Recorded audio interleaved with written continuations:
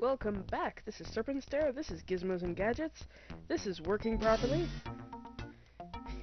So let's get to it. You may notice that we're on a slightly different level than we were before. There are still closed doors. We don't actually have any open ones like we did last time. We do have these spaces over here, which, if you can see, I can't actually move my mouse any further to the side. Pardon me while I put that guy to sleep. Oh hey, he has a thing. It's a fuel tank. I'll take that. Anyway, these panels up here, not this one, but this one up here, they are open. That means that if we can get up there, we can actually walk through the wall and find another room on the other side. For now, I'm going to go nab that box, which we can already see up there in the corner before a chimp gets it. Oh, you see, the chimp just walked through the wall. I guess that's kind of to clue you in that there's a door there, in case you didn't notice. What's this? Ah, okay, that made a sound, and it didn't give me any parts. What it did give me was bananas. You can also find bananas in these boxes at 5 bananas a box, instead of parts. And from my experience with my old copy of the game, yes, you can still get bananas if you didn't turn the chimps on. And yes, you can still throw bananas if you didn't turn the chimps on, it just doesn't accomplish anything. So there's not much point. Let's solve a puzzle. Let's connect things with wires. When the fuse turns red, it's not really a fuse. When the metal turns red, you can connect it. Easy peasy. Yeah, most of the things I'm saying and things like that. Hello! There's a wall, so you're just gonna do a squat. Oh, that's... Aww. Oh well. We got a flame steckle. That's not what I was disappointed about. We also got brakes. You may notice I push myself away from the wall when I duck next to it. That's not important. I just thought I'd point it out. Okay, so there are boxes in both of the rooms that are just under where I just was. It's also kind of useful to know... Oh hey, this is a new type.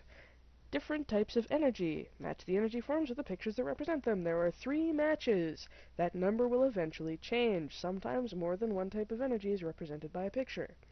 Then check your answer. You won't get any points until you hit this check mark over here. Eraser. But there's no lines to erase. Mechanical energy, 2 matches. Matches give mechanical energy, right? Nope. When you check your answers, any wrong answers will just erase themselves. Electrical energy goes to here. I have 2 more lines remaining, indicating the 2 matches left. Mechanical energy, that sounds like a windmill. And fire is hot, so let's go with that.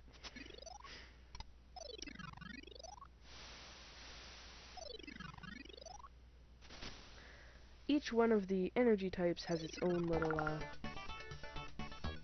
Those are such cheery jingles. I'm glad I can hear them now, and share them with you properly. Each one of these energy types, and many, many more, there are lots of different, scenarios over here, and they all have their own little animations. It's quite cute. And I liked solving those puzzles just so that I could watch the little videos. Especially of the lawnmowers and such. 4 wheels with self-lubricating bushings. Won us the last race, but might not be good enough for this one. Red paint. And a candy machine. I need to start actually pressing up to jump instead of just throwing bananas at everything. We cannot interact with the vending machines in any way. Also, you may notice that standing over here, there is a door with that pattern to our right. When we go through the wall, there is a door with the same pattern to our left. Yes, when we're on the other side of the warehouse, everything is switched, just as it ought to be. And you can use this to your advantage to figure out where you want to go. Also, as you can tell because of the door patterns, the pattern on the door will be the same on both sides, which can help you navigate the world. It's kind of handy. These pits are going to be very frustrating. Oh hey, there's another box over there. I don't think I noticed this before. 4 tires, which are 4 inches wide. Okay, yeah, there's no way for him to come up here from there. The chimps can jump.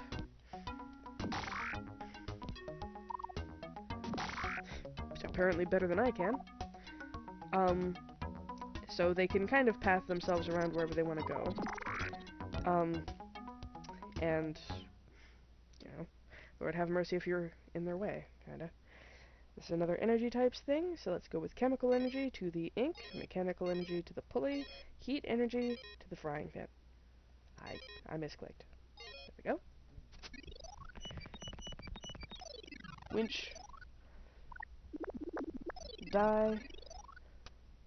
Popcorn pop. Popcorn unpop. Popcorn repop. Congratulations, you solved the puzzle. Admittedly, gameplay, fuel tank, does get rather repetitive, so I may actually find myself running out of things to talk about. In which case, this could be a very, very boring Let's Play. In which case, I might stop. Or call in a friend of mine to Let's Play with me. It's a horse's head. You might recognize this as a jigsaw puzzle. It's a horse's head and a triangle. It is a seesaw, folks. There is also another puzzle called Simple Machines, in which you have to identify the simple machines that are being used by various devices, such as a simple lever in this case. And they use the same pictures. So you might recognize some of these jigsaw puzzles from Simple Machines puzzles that you had already solved, or vice versa. True facts. Ox. Ball bearings. Oh hey, ball bearings. We want those. I want to tap the ground for no reason. Okay, so, ball bearings. Let us run back to the workshop and put the ball bearings on the floor. You might ask why I want to put the ball bearings on the floor. That's because if you have a part installed on your car already, these are the ball bearings, the chimps cannot steal them because they're in your workshop. You still can't carry any more with you, but the chimps can't steal them. So if you find the best part, let's put the brakes on too, because why the heck not, or the part that you want, it's a good idea to run back to the workshop and install it right away so that it cannot be stolen from you. You know, if you're concerned about that kind of thing. I could use the tires, but I don't want to because they're not the best. I could even use the paint, which accomplishes nothing. However, I believe that if I go and find a body at this point and then I install it, it will in fact be turned red because I misted the area with red paint, 5 centuries ago. Basically, it applies. The paint applies regardless of what you put on first. Much like I can just hover these things in midair and they go to the right place. All you need to do is drag and drop vaguely onto the carpet and it will build itself. Which I guess makes sense. You don't want to make things too complicated. Although, maybe it would have made for a better educational game. Maybe if they ever want to make a remake of this game, they might want to make you actually connect the pieces. Then maybe I'd know what a drive shaft is. Just a thought. Let's go over here. Another thing I want to mention about the level design.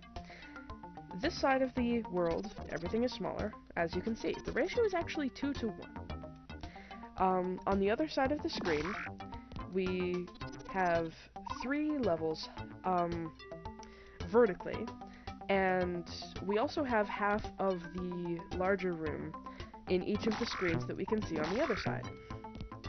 So for instance, if I go through here, I'll be able to see these 5 doors. The one that I'm underneath, the 2 to my right, and the one 2 levels above me now.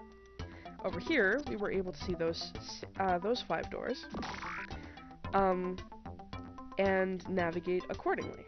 Occasionally there are holes in the walls and in the floors on the other side as well, which means that sometimes it's better to go to the top. Whoa!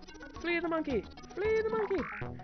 And go through a door there if you want to save yourself doors. This is the balancing scale. This is actually, it doesn't look like it, but this is a multiplication puzzle. The weights which are further from the center have more influence on the balance of the scale. So if I put this at a 3,